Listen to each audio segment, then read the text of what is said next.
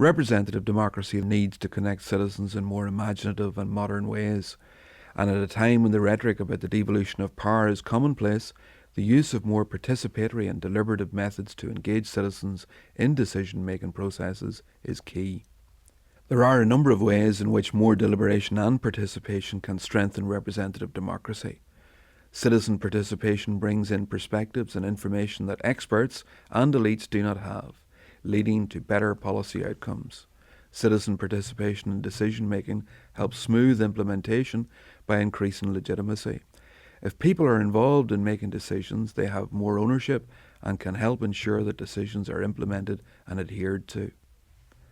Citizens benefit experientially through participating. The skills, attitudes and confidence that come from this learning on the job fuels future participation.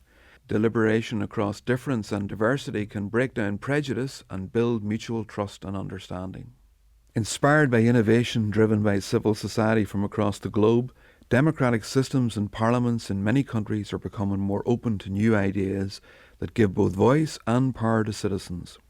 Some examples include participatory budgeting schemes, deliberative polls and citizens' juries.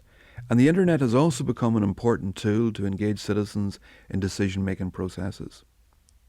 Participation, whether in the form of campaigning, demonstrating, taking part in public meetings, or developing solutions to societal problems, is the bedrock of civil society. Democracy in the UK and Ireland was created in large part by pressure from civil society.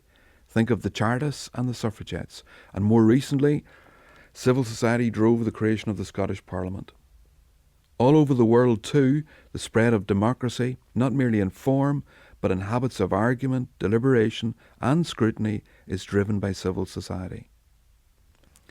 Civil society groups have important characteristics that set them apart from corporations and governments.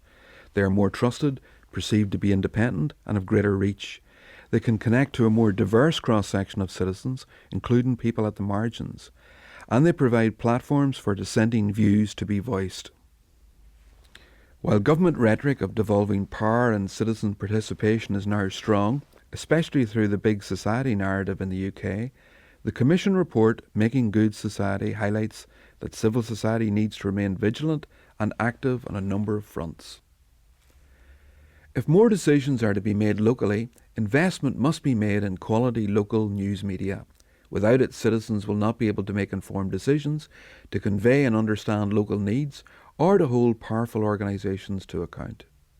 Poverty and inequality must be tackled to not only create a more equal playing field, but also to allow for more participation. Expecting people on the breadline to share, participate and cooperate as equals is unreasonable unless efforts are also made to create the conditions in which this is the safe and rational thing for them to do. Rights to dissent and civil liberties must be protected.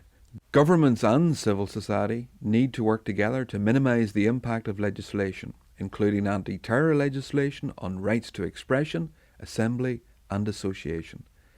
This needs to be done not just in the interest of democracy in more developed countries, but also in the interest of more fragile democracies around the world.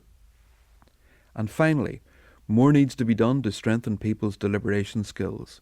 These include the skills of active listening and rational argument. We need to equip people from all walks of life with the skills and attitudes for collective participation. Essentially, it is now impossible to imagine plausible answers to society's most pressing challenges without a widened role for civil society that enriches, strengthens and challenges representative democracy.